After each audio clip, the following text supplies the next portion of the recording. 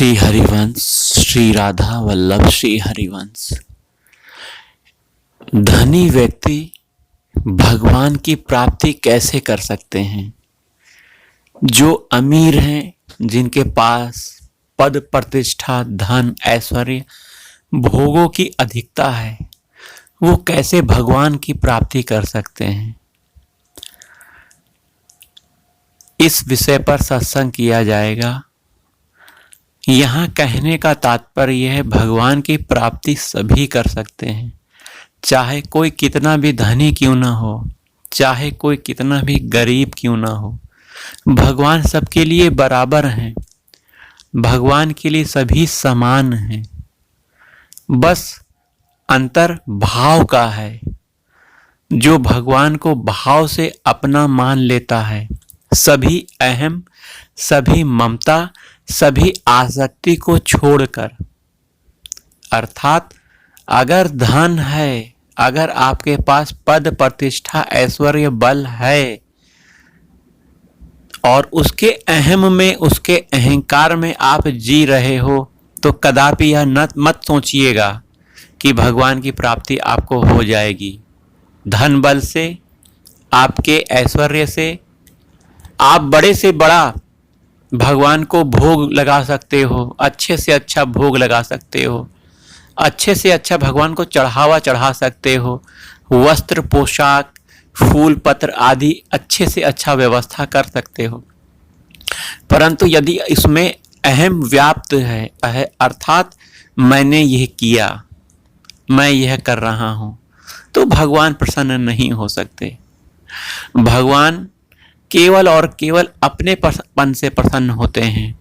सब कुछ होते हुए भी यदि आपकी भावना यह है कि ये सब धन संपत्ति ऐश्वर्य पद प्रतिष्ठा भोग विलास सब भगवान का दिया हुआ है और भगवान की सेवा में ही है, मेरा कुछ भी नहीं है, मैं तो केवल एक दास की भांति भगवान के दिए हुए इस प्रसाद को प्राप्त कर रहा हूं, सब कुछ भगवान का है, यह शरीर भी भगवान का है, मेरे रिश्ते नातेदार जितने भी हैं सब भगवान स्वरूप हैं। तो ऐसी भावना जिसकी होगी उसको भगवान जरूर मिलेंगे, चाहे वह कितना भी अमीर क्यों ना हो। और गरीब व्यक्ति यह ना सोचें कि अमीर बनने के बाद ही भगवान की प्राप्ति होगी। भगवान तो कहते हैं कि मेरे दरबार में केवल दीन का ही आदर होता है। दीन अर्थात जो अपने आप को तृण से भी छोटा समझता है। तृण से छोटा समझने का अर्थ समझ लीजिए, उस व्यक्ति में दैन्यता है। तृण से नीचे अर्थात दैन्य है। वह अपने आप को कितना भी बड़ा होने के बाद, पद प्रतिष्ठावान धनवान होने के बाद भी बहुत छोटे से छोटा समझता है, क्योंकि वह जानता है कि उसके पास कोई बल नहीं है। उसके पास जो भी बल है भगवान के द्वारा दिया गया हुआ है। आप इसे दूसरे माध्यम से भी देखिए ना, आपके शरीर में भगवान का वास है आत्म रूप से। आप बोल रहे हो अर्थात आपका मुंह बोल रहा है, बुलवाने वाले अंदर भगवान बैठे हैं। आपके हाथ पैर चल रहे हैं अर्थात अंदर भगवान हाथ पैर चला रहे हैं, अंदर बैठकर चलवा रहे हैं। जैसे ही आपके अंदर से आत्मरूपी भगवान निकल जाएंगे, इस पिंजड़े को छोड़ेंगे, तो यह शरीर मृत हो जाएगा। ना आप सांस ले पाओगे, ना बोल पाओगे, ना देख पाओगे, ना खा पाओगे, ना सूंघ पाओगे, कुछ नहीं कर पाओगे। तो आप किस बात का अहम करते हो? तो अगर आप इस बात को समझ रहे हो तो आप दैन्य हो जाइए, क्योंकि आपके करने से कुछ नहीं हो रहा है। करने वाले आपके अंदर बैठे हुए हैं और सब करवा रहे हैं। दैन्यता में अपने आप को तृण से भी छोटा समझा जाता है। आप अपने आप को छोटे से छोटा समझो ना, मैं कुछ नहीं हूं प्रभु, प्रभु आपका दिया हुआ सब कुछ है, आप ही का है। मैं तो बहुत ही नीच अधम हूं।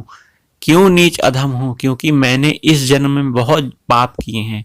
साथ ही साथ मेरे कितने जन्म हो चुके हैं और कितने पाप मेरे जमा हुए हैं, फिर भी अकारण आप मुझ पर कृपा कर रहे हो, इतना बल दे रहे हो, इतनी बुद्धि दे रहे हो, इतना अच्छा तुम व्यवस्था की हो मेरे जीवन में। सब कुछ मुझको दिया हुआ आपको प्राप्त है, आपके द्वारा दिया हुआ प्राप्त है। तो प्रभु ये सब आप ही का है, मैं भी आपका हूँ प्रभु, सब आपकी संपत्ति, सब प्रतिष्ठा आपकी है और मैं भी आपका हूँ प्रभु। तो इस भाव से भगवान प्रसन्न होते हैं, चाहे आप अमीर हो चाहे आप गरीब हो। यहाँ अहम बहुत ही इंपॉर्टेंट होता है, यह अहम किसी व्यक्ति का जाता नहीं है। आज समाज में देखिए अहम की ही पुष्टि हो रही है, अच्छे से अच्छा कपड़ा पहना जा रहा है अपने अहम को दिखाने के लिए। देखिए मैं कितना अमीर हूँ, स्टेटस मेरा कितना ऊपर है, अच्छी सी अच्छी गाड़ियों में लोग चल रहे हैं, भोजन भी अच्छे से अच्छा पदार्थ पा रहे हैं, लेकिन ये सब भोग शरीर का ही तो है। शरीर आपका कितने दिन तक जिंदा रहेगा बताइए? एक ना एक दिन बूढ़ा होगा, बीमार होगा और शरीर छूट जाएगा, खत्म हो जाएगा। कितना भोग भोग लोगे? आपने अनंत जन्मों से यही भोग तो भोगे हो, अपनी रसना की पूर्ति की है, अच्छे से अच्छे पदार्थ को भोगा है, खाया है, कभी तृप्त नहीं हुए। वहीं आपने विषयों का भोग किया है, वहीं आप बहुत अमीर राजा भी हुए हो, कितने भोग भोग लिए लेकिन तृप्ति कभी नहीं हुई। अंतिम विश्राम आपका भगवान के चरणों में ही है। जब आपको यह भान हो जाएगा कि मैं भगवान का हूँ और भगवान मेरे हैं और मुझे भगवान के पास जाकर ही, भगवान को अपना मानकर ही, भगवान को अपना सर्वस्व अर्पित करके ही वह पूर्ण आनंद प्राप्त होगा जिसके लिए मैं अनंत जन्मों से भटक रहा हूँ, तब आप शांत होगे। अंतिम विश्राम भगवान के चरणों में ही है। आप इसे इस शरीर को धारण करते हुए भी प्राप्त कर सकते हो। करना कुछ नहीं है, अपने मन में यह बात बैठा लेनी है कि मैं भगवान का हूँ, मैं भगवान का अंश हूँ। शरीर मैंने यह धारण किया है कुछ समय के, पर मेरी अंतिम विश्राम स्थली भगवान के चरणों में और मुझे भगवान के चरणों के पास जाना है। परंतु यहाँ हमें यह भान ही नहीं हो पाता है कि हम भगवान के हैं और भगवान मेरे हैं और हमें भगवान के पास जाना है।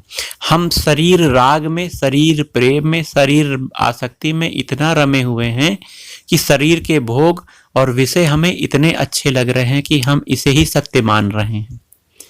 यहाँ मैं को हम शरीर मान रहे हैं जबकि भगवान के अंश हैं। शरीर तो एक कपड़ा है जिसको हमने धारण किया है, एक ना एक दिन ये उतरेगा।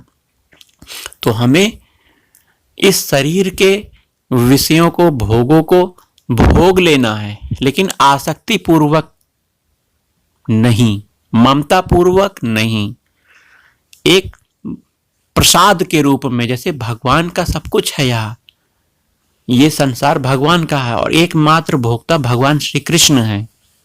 हम सब भोग्य हैं, तो भगवान को अर्पित करके जो भोग प्रसाद हमको मिल रहा है, चाहे आप कोई भी नया कपड़ा प्राप्त कर रहे हो, भगवान को अर्पित करके उसे प्रसाद रूप में प्राप्त करो। कोई भी खाद्य पदार्थ आप प्राप्त कर रहे हो, भगवान को अर्पित करते हुए उसका प्रसाद पाओ हम। तो सब कुछ भगवान को अर्पित करते हुए अपने आप को भोक्ता नहीं, भोग्य मानते हुए आप व्यवहार करो, तभी आप वास्तविक रूप से आनंद को प्राप्त होगे। शरीर के सभी भोगों को, सभी विषय वासनाओं को छोड़कर अपने वास्तविक आनंद की तरफ बढ़ो। आपका वास्तविक सुख शरीर का सुख नहीं है। शरीर का सुख एक विष के समान है, जो कि पहले तो बहुत मीठा मीठा होता है, बाद में यह बहुत कड़वा हो जाता है और विष तुल्य एकदम मृत्यु के कगार पे पहुंचा देता है और मृत्यु भी हो जाती है। इस तरह का विष है। क्या ये शरीर के भोग हमें अच्छे तो लगते हैं और हम बहुत इसको भोग भी रहे हैं।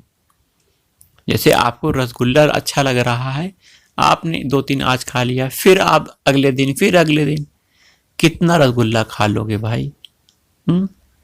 कितना भोग भोग लोगे? अनंत जन्मों से खाते ही तो आ रहे हो। असली आनंद तो भगवान को खुश करने में है, भगवान को प्रसन्न करने में है।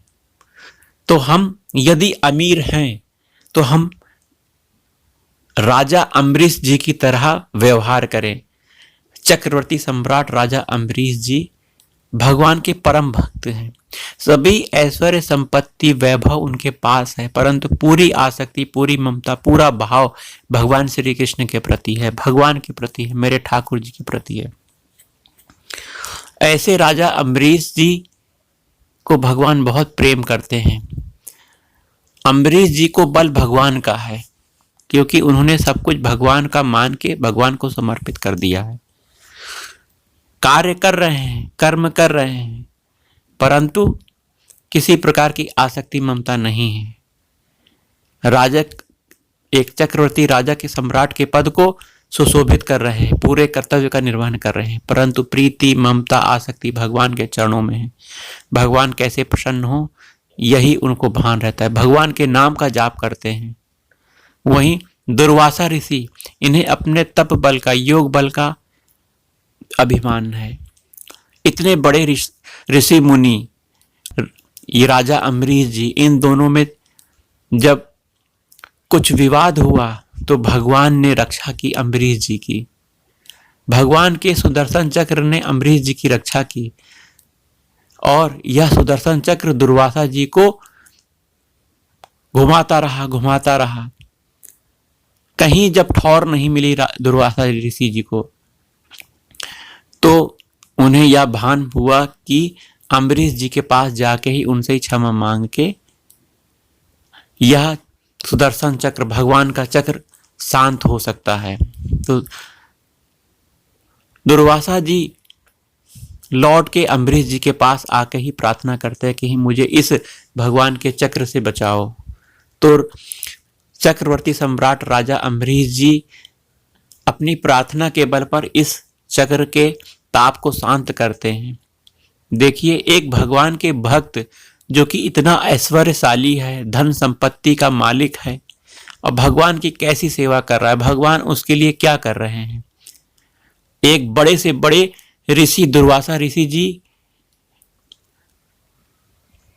को चक्र के माध्यम से उन्होंने प्रताड़ित किया। क्यों प्रताड़ित किया? क्योंकि अम्बरीश जी का कुछ अपमान हुआ, कुछ गलत करना चाहा था दुर्वासा ऋषि जी ने, जो कि भगवान को पसंद नहीं आया। करवाने के लिए भगवान ने यह सुदर्शन चक्र दुर्वासा ऋषि जी के पर छोड़ा और अम्बरीश जी की कृपा से ही यह ताप शांत हुआ और दुर्वासा जी मुक्त हुए। तो इस तरह एक को तप बल है, एक को भगवान का बल है, और जिसको भगवान का बल होता है, अगर वह निर्बल भी क्यों न हुआ, भगवान उसकी रक्षा करते हैं। हम तो निर्बल ही हैं और हमारा बल हमारे प्रभु भगवान श्री कृष्ण ही है, राधा रानी है, युगल सरकार हमारे बल हैं। हमारे पास कोई बल नहीं है। अगर आपके पास कोई भी बल होगा तो आप भगवान की प्राप्ति नहीं कर सकते हो। भगवान ने क्या कहा है गीता में, बहुत ध्यान से सुनना है आपको। सर्वधर्मान परित्यज्य मामेकं शरणं व्रज त्वं सर्व पापेभ्यो मोक्ष्यामि मा शुचः। सभी धर्मों को छोड़कर केवल मेरी शरण ग्रहण कर।